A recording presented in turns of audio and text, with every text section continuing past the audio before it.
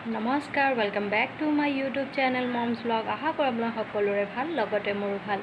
আজি ভিডিঅ'টো আৰম্ভ কৰোঁ। বলক মোৰ লগত মই কি কৰোঁ আপোনালোকক দেখাওঁ আজিৰ দিনটোত।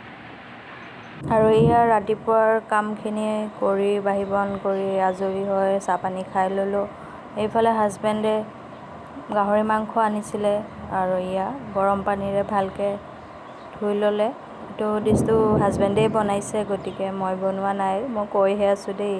পিঁয়াজ জলকীয়াও কাটি ল'লে আৰু আজি তেল নিদিয়াকৈ গাহৰি বনাব, সেইবাবে শুকান কেৰাহীতে গাহৰি মাংসখিনি এনেদৰে দি ভালদৰে লৰাই চৰাই ভাজিলে। আৰু ইয়াৰ চাওকচোন, ভাজোঁতে ইয়াৰ পৰা তেল ওলাবলৈ ধৰিছে।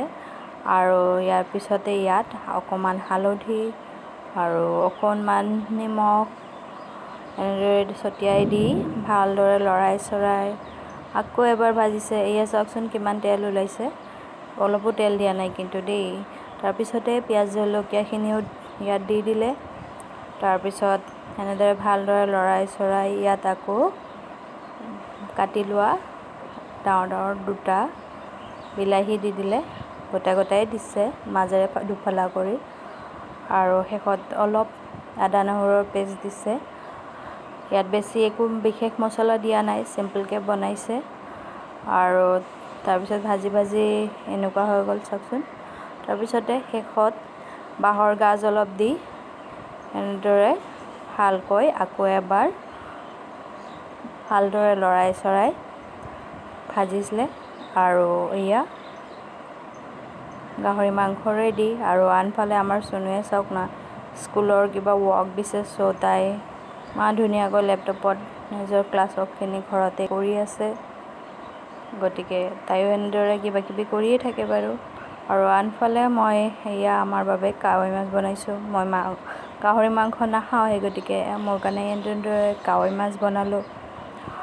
আৰু ময়ো আজি সৰিয়হ বটাৰ সৈতে এনেদৰে কাৱৈ মাছ বনালোঁ।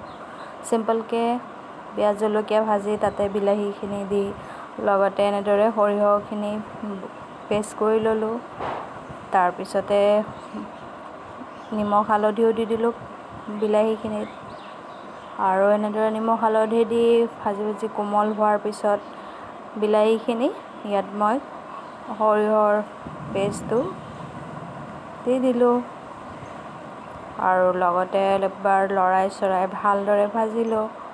আৰু এনেদৰে ভাজোঁতে অকণমান যেতিয়া কালাৰটো চেঞ্জ হ'ল, লগতে অকণমান জলকীয়াৰ গুড়াও দি দিলোঁ। আৰু এয়া চাওক, কালাৰো চেঞ্জ হৈ গ'ল। আৰু শেষত মই অকণমান ইয়াত পানী দি দিলোঁ, বেছি পানী দিয়া নাই, অলপ গ্ৰেভি টাইপ কৰিম সেইবাবে। আৰু এনেদৰে পানী দি আৰু এবাৰ লৰাই চৰাই দি ইয়াত মাছকেইটা এটা এটাকৈ দি দিলোঁ। গতিকে এনেদৰে বনাই আজি আমি খালোঁ। আৰু আপোনালোকৰ কেনেকুৱা লাগিছে চব্জিখন কমেণ্ট কৰি নিশ্চয় জনাব। লগতে গাহৰিখনো কেনেকুৱা লাগিলে কমেণ্ট কৰি জনাব। আৰু শেষত ধনিয়া পাত অকণমান ছটিয়াই দিলোঁ। আৰু এয়া মোৰ মাছৰ তৰকাৰীখন ৰেডি। ভিডিঅ'টি চাই কেনে পালে নিশ্চয় কমেণ্ট কৰি জনাব।